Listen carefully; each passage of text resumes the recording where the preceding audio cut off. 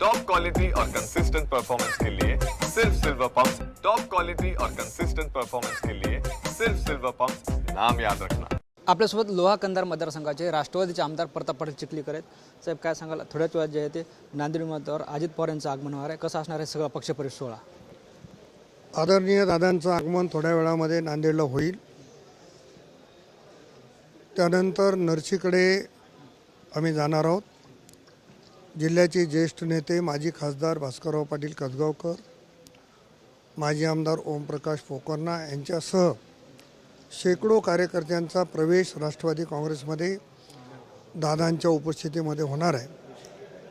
आणि त्याच्यासोबत प्रदेशाचे अध्यक्ष तटकरे साहेब आहेत, माजी मंत्री नवाब मलिक साहेब आहेत, मंत्री बाबासाहेब पाटील साहेब आहेत, आमदार विक्रम काळे साहेब आहेत, आमदार सतीश चव्हाण साहेब आहेत आणि अन्य मान्यवर नेते त्या ठिकाणी मोठ्या प्रमाणावर येत आहेत.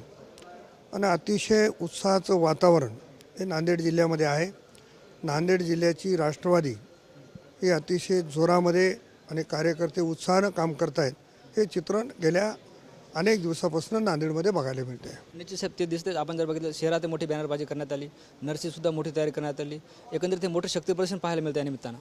नाही, शक्ती प्रदर्शन नाही आहे, कार्यकर्त्यांचा उत्साह आहे की प्रत्येकांना दादांच्या नेतृत्वामध्ये, आज बघतो की महाराष्ट्रामध्ये असेल, देशात असेल, आदरणीय दादांच्या नेतृत्वामध्ये राष्ट्रवादी काँग्रेसची पसंती सर्व कार्यकर्ते करत आहेत. त्यात नांदेड जिल्ह्यातल्या कार्यकर्त्यांना सुद्धा वाटते की अजितदादाच्या नेतृत्वात आपण काम केलं पाहिजे आणि आपला जेव्हा नेता येतो तेव्हा त्यांचं स्वागत केलं पाहिजे. ही स्पर्धा आहे. साहेब, खरं तर बघितलं तर युतीतसुद्धा भाजपात जास्त आमदार आहेत, शिवसेनेत जास्त आमदार आहेत, पण राष्ट्रवादी तुम्ही एकच आमदार आहेत. तरीसुद्धा स्थानिक स्वराज्य संस्था निवडणुकीच्या अनुषंगानं राष्ट्रवादी कुठेतरी मोठी ताकद लावताना पाहायला मिळते, ज्या पद्धतीनं पक्षप्रवेश सोहळा चालू आहे गेल्या काही दिवसापासून. जागा महायुतीमध्ये जागा वाटपामध्ये राष्ट्रवादीच्या हिश्श्याला एक जागा आली आणि ती जागा राष्ट्रवादीने जिंकली. राष्ट्रवादीच्या वाट्याला अधिकच्या जागा आल्या असत्या तर राष्ट्रवादी सगळ्याच जागा जिंकली असती. परंतु आता सगळ्या कार्यकर्त्यांना असं वाटते की स्थानिक स्वराज्य संस्था या राष्ट्रवादीच्या ताब्यात आल्या पाहिजे. ही भूमिका आहे. त्या भूमिकेच्या पद्धतीनं नांदेडमध्ये काम सुरू आहे.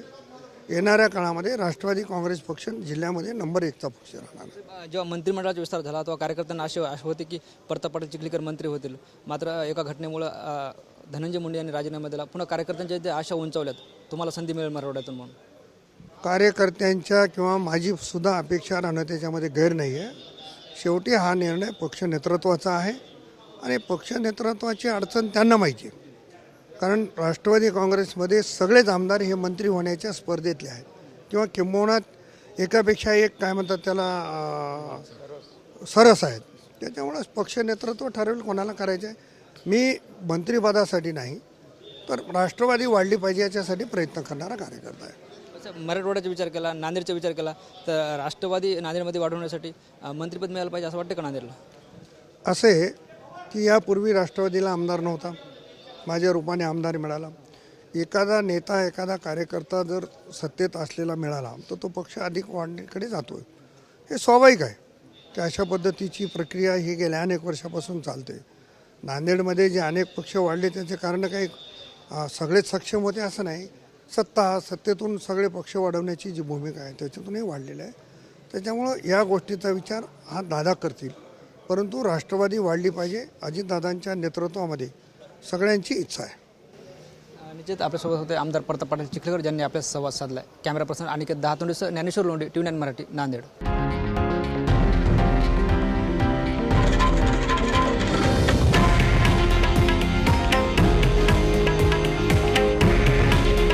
हे आहे देशातील नंबर 1 न्यूज नेटवर्क आणि आपण पाहत आहात TV9 मराठी. काळजी तुमची, हित महाराष्ट्राचं.